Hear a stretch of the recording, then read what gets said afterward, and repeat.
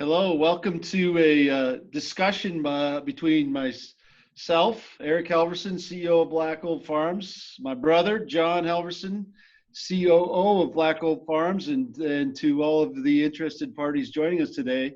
And we're going to go over a 30,000-foot view of the potato industry. Just give you a brief description of the potato industry from our lens because we think it's the best industry in the world and it's unique and exciting and we can't stop talking about it. But also, I think that there's some things out there that I think are worthy of knowing as we're out there buying potatoes throughout the country. So first, I want to describe a little bit about the different segments within the potato industry, and I'm going to be speaking. When I'm saying potato industry for us, for Black Gold Farms, there's the Irish potatoes and sweet potatoes, and generally I'm going to talk about both, and then we'll distill it down a little bit further from there. And so there's really five major categories that we look at when we think about the potato industry, or five segments, channels, however you want to describe it. We start with the frozen channel. Obviously, that's dominated by French fries. The fresh channel, which is fresh produce going into the supermarkets, retail, etc. The chips, potato chips, seed. So a lot of the potatoes that are grown go back into seed, and then dehydration, dehydrated potatoes, which is typically more thought of as an ingredient instead of just an end product. But it, used in some of the baked chips, baked goods, and other shelf-stable products out there. So those are the five segments within the industry.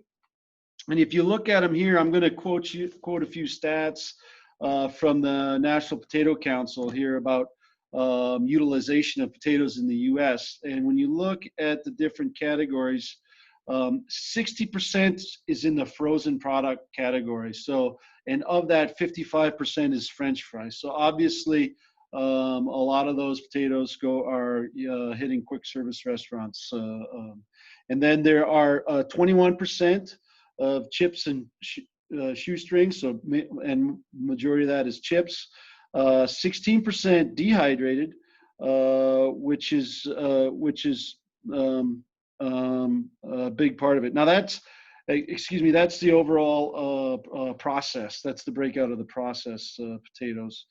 If we go just to all potatoes, it's 45% frozen, 21% chips, and about a 30% fresh. So that's the breakout of the chips by category. Another interesting fact within the U.S., the number one state, of course, as most people would expect, is Idaho with 13 billion pounds. And this is from 2017, the most latest rolled up figures that I have here. Washington, 10 billion pounds.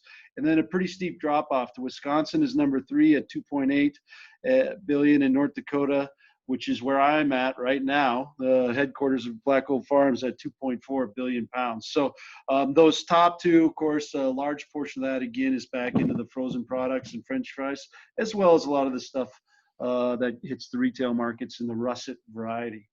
But we at Black Gold, we're a little bit more focused on a couple of these segments. First, chip is our largest segment of what we do, but certainly fresh is a big component, and that's mostly what we're going to talk about today. We have locations in all these states. If you look at the map there, many farms throughout the country, and that's for a number of reasons, but mostly it's so we can get the freshest product into the marketplace at the right time. So we start in the south, harvesting potatoes. We just finished in Texas and Florida. We work our way north so we can get fresh product into the marketplace. And of course, sweet potatoes are a little bit more finicky about where they're produced, and that's further south in Louisiana and in Missouri. So we grow red and gold potatoes in Texas, Missouri, and in the Red River Valley, and we've grown them in other areas around the country, and we have some strategic partnerships as well in some of those locations. But many of those dots you see there on the map also are primarily chip potato production locations for Black Gold Farms. And so before I turn it over to my brother to give you a little bit more specific update on red potatoes and sweet potatoes, I thought it would be fun just to share a little bit. A lot of people ask what's the difference between a regular Irish potato or a sweet potato, and there's different camps in there. And of course, we're here to serve everybody. And so we're not biased in what you want, as long as it's a type of potato. But just for the fun of it, one medium skin on white potato versus one medium skin on sweet potato, there's 110 calories on the white potato and 100 calories on the sweet potato. For sugar, there's 1 gram of sugar in the Irish potato, 7 grams of sugar in the sweet potato. Protein, 3 grams of protein in the Irish potato and 2 grams of protein in the sweet potato. Daily value of vitamin A, 0% in the white potato, 120% in the sweet potato. So if vitamin A is what you need, you probably want to select a sweet potato. In vitamin C, 45% daily value in the white Irish potato, 30% in the sweet potato. Carbohydrates, 26 grams of carbohydrates in the Irish potato, 23 grams in the sweet potato. Potassium, 620 in the Irish potato, 440 in the sweet potato. So if you're needing potassium, probably Irish potato is the way to go. 2 grams of fiber in the Irish and 4 grams of fiber in the sweet potato. So those are some fun facts and differences between the Irish potatoes and the sweet potatoes. So John, I'm going to let you take it from here and give the folks an overlook of the Irish and sweet potato production supply chains. All right, thanks, Eric. As Eric said, my name is John Halverson, Eric's older brother. I'm the COO at Black Gold, and really grateful for the opportunity to talk about a little bit of where the fresh red and yellow potato. We're going to talk a little bit about current supply and demand, a little bit about the outlook of the crop, where we're at today, where we're going forward, and so a little bit about the challenges and opportunities. I'm going to talk about this all through the lens of Black Gold and how in the spaces that we operate in the areas of market that we work with. When it comes to supply and demand on red and yellow potatoes, as with many things in the United States, this COVID-19 pandemic has had an impact on how we're operating and what channels our products are going through. The retail volume has been very strong. With more folks eating at home, obviously there's more potatoes going through the retail channel. So we felt that in our demand. And as far as the food service goes, the other way, food service almost came to screeching halt for a period of time. However, in the last 2 or 3 weeks, we have felt demand and are filling orders now going back into the food service. So I'd like to think that's a good indicator that as the country opens up, people are getting back out, restaurants are starting to serve food, and we're seeing that in demand. So it's a channel that's critical to the industry.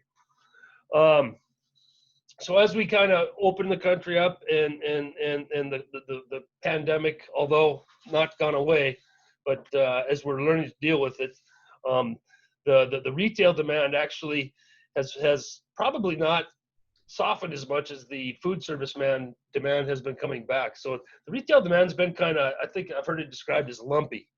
When there's some periods of time here where there's been strong demand, and other times where it gets a little bit softer. But overall the picture for fresh red and yellow potatoes is solid on the demand front. To go along with that, the supply side of the business, really right now it's very tight. It's been tight for a while. The Red River Valley had a fairly short crop in 2019 that went into storage. So that's really limited the availability, especially of red potatoes. And the Red River Valley is now becoming a major player in yellow potatoes too. With the short crop, that's impacted nationwide the amount of red, especially red potatoes that have been available. Combine that with the fact that a lot of the seed potatoes grown for the fresh industry are also grown in the Red River Valley. That crop too was short, which limited the ability of some of the southern areas to compensate for a shortage in the Red River Valley volume.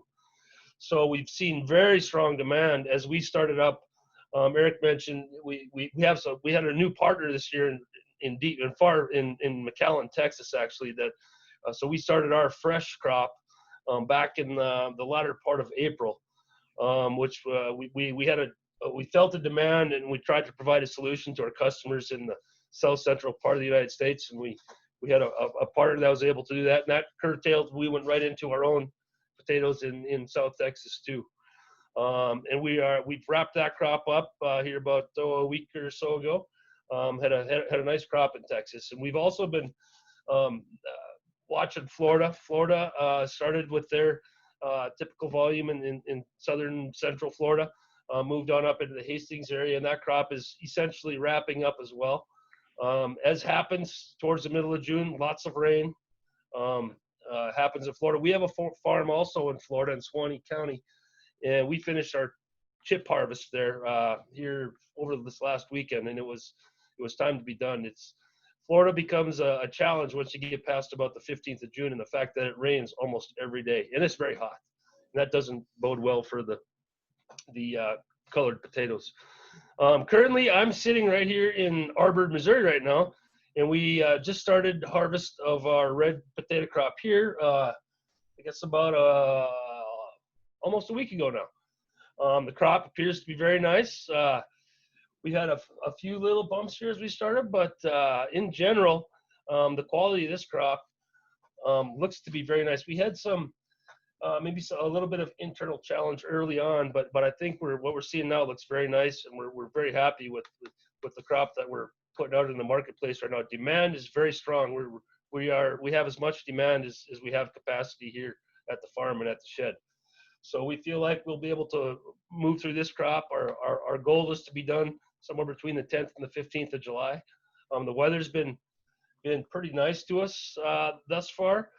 It hasn't been extremely hot. The forecast looks very favorable for us. So we feel like we'll be able to supply a good chunk of the segment here for the next few weeks out of Missouri.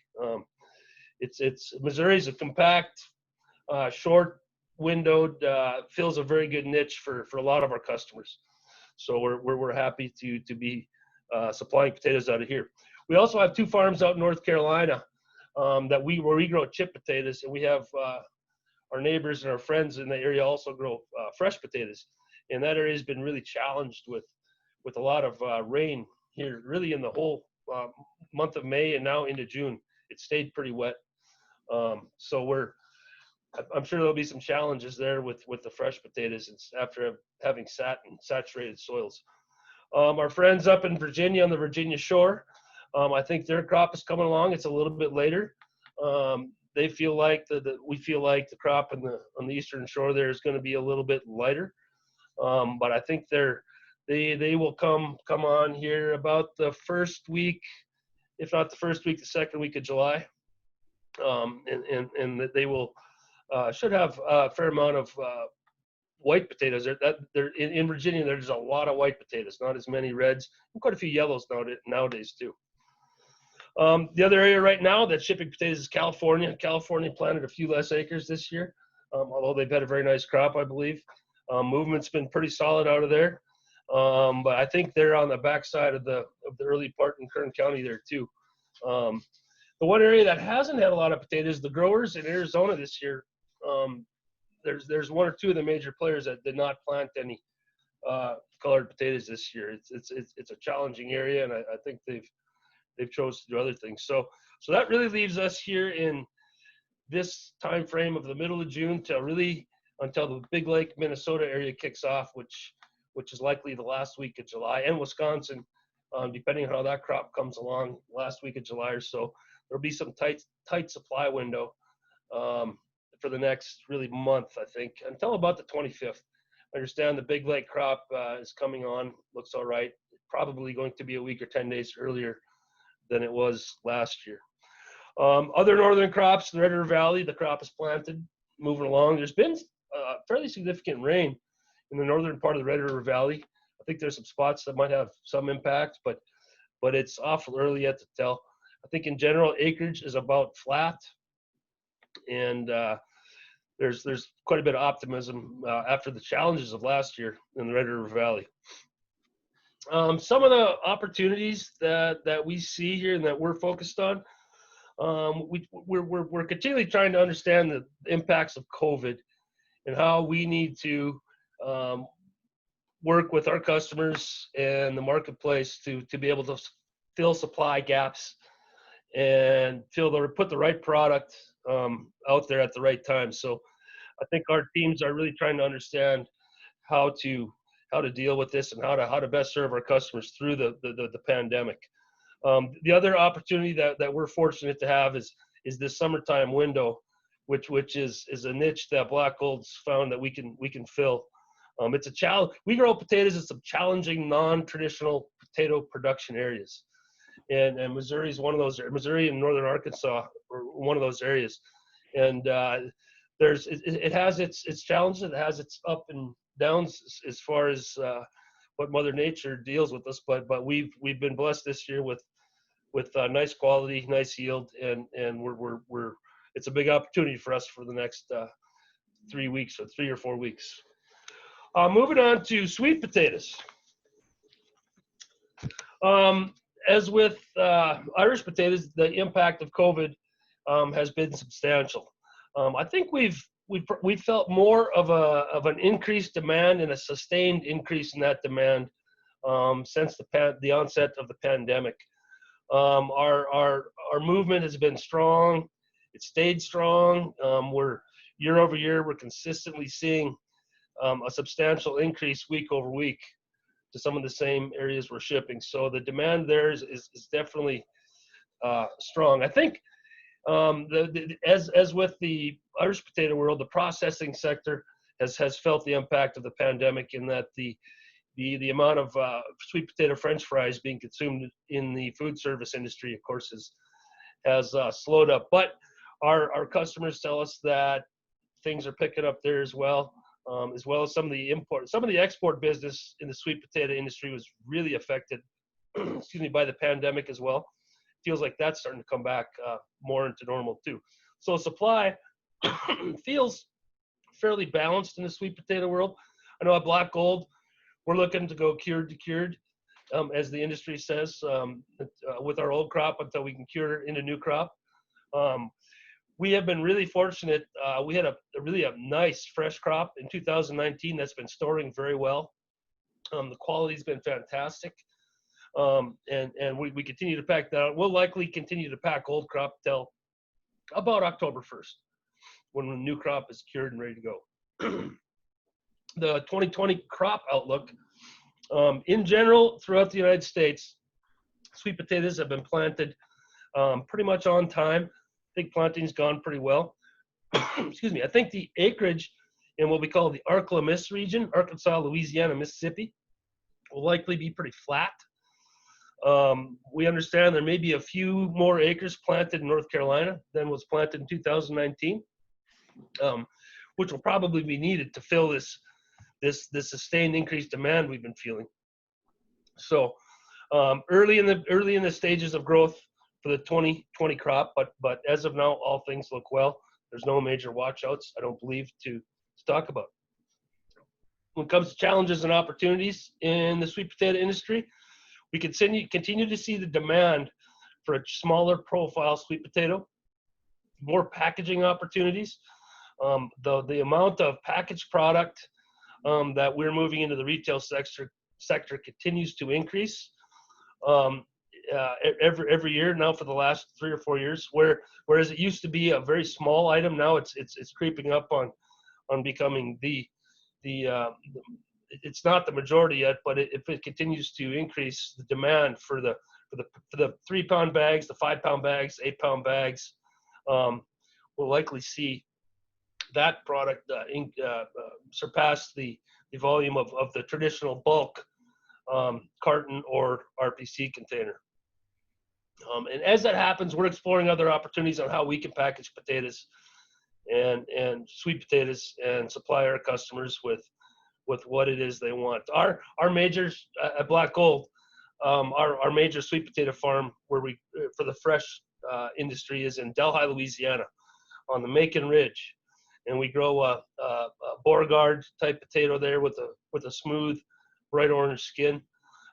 We like to think that that's the fanciest sweet potatoes grown in the country are in that Memphis silt loam soil in the northeast corner of Louisiana.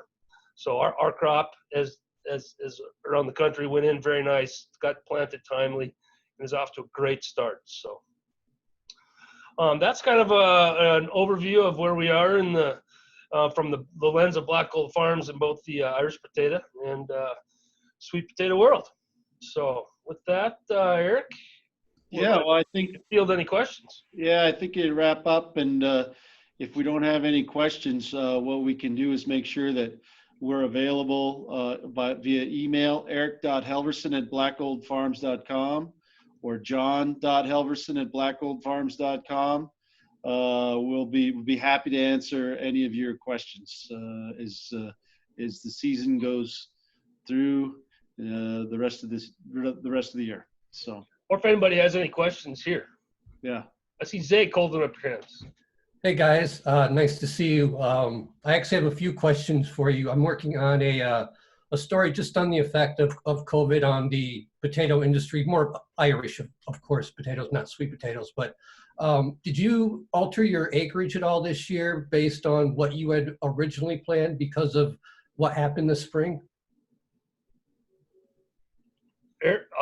Our fresh potato acreage, no, we did not. We felt like at the time that we had a plan and we stuck to our plan. We did feel some demand in some other sectors in the potato industry where we actually increased some acreage. But I know that there's other parts of the industry, other parts of the United States that have a pretty substantial reduction in acreage, primarily due to the lack of food service business. Yeah, that was kind of my next question. The chip industry's actually been pretty stable because the chips don't rely as much on food service. Do you sell processing potatoes at all to the fry industry, or are you basically just like chips fresh? We do some to the fry industry. Our largest fry business would be out of our sweet potato fries, actually. Okay. And so yeah, you're correct in that the chip thing has been pretty stable. And you also got to think that where we're growing our fresh potatoes, by the time COVID was really hitting, we're done planting in Texas, and we're well into it in Missouri, and so it's later up north is where you really saw some of those adjustments. And adjustments were in some cases are just maybe not the acres, but they're going to go someplace else than you originally intended type situation.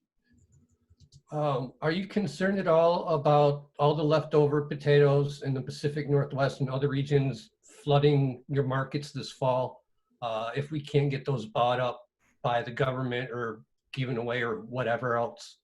Yeah, I think we were concerned. We were very concerned. A few weeks ago, even. It's as John said, the business has picked up a little bit more, maybe even a little bit quicker than some of those folks, the processors, et cetera, out there really felt like it was going to. So there's I'm not going to say we're relieved, but there's signals out there that says, well, maybe things are finally coming back around a little bit in our direction. But I would label it as uncertain. So there's still a lot of uncertainty out there how that's going to end up. So if I could add to that, one thing, the table russet potato volume was looking to be short. So when some of these processed potatoes became available to move out of the frozen sector, a lot of those have gone into the fresh sector. So that's shored up that supply. However, there's some like Eric said, there's some indications now that even the russet potato, the russet table potato could become a little tight in supply for a period of time coming up here in July. But I think, like Eric says, our partners in the frozen world, or our friends, the demand has increased pretty quickly. That's good to hear. And finally, it's probably a little early, but have you guys see any long-term effects of this, or is it just too early to say how this is going to affect the industry beyond 2020? I think I think it's one thing I can say will affect beyond 2020, and that is that this happened. And so, we sometimes we think bad things will never happen or big disruptions will never happen. We know they will and can.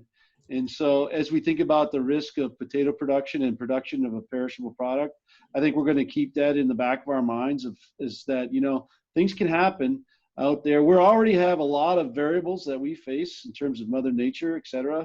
And so these other things that can happen, I think that's going to instill a different thought process in planning and risk management throughout the industry in ways maybe that hasn't before. So that's maybe just a general thing. I think maybe distill it down a little bit more. People's buying decisions, I think, are going to be changed for a while. Define short-term and long-term. I don't know how long it'll, when's it going to be back to the amount in food service versus retail? Eventually, someday, I suspect we'll get there. But, it's not going to be overnight. It's going to be quicker maybe than some people thought. But I think there's some changes there that I think will last for a while. Yeah.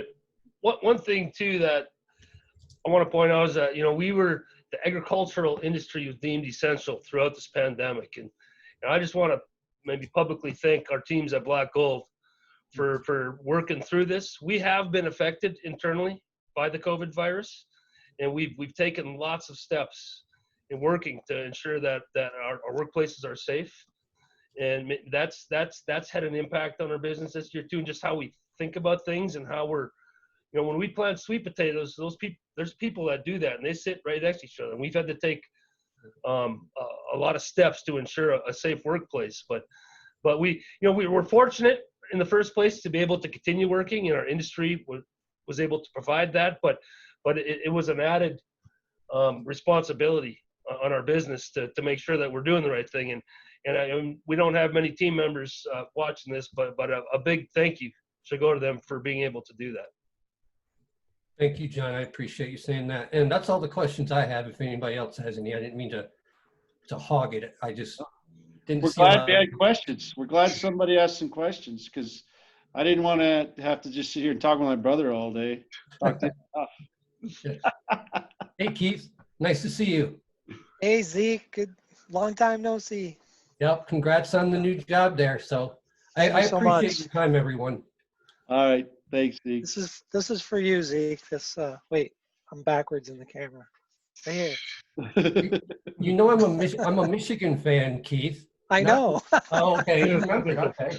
All right. Here are some bisons as well. All right, the bison. All right. Well, go state. Go green, go white. How about that, Keith? Okay. Well, thanks everybody for joining us today, and hopefully you got something out of it, and stick around throughout the United Fresh show and poke around. I guess click around. Maybe that's the way we call it these days. So, and have a good rest of the week. All right. Thank you, everyone. Thanks everyone.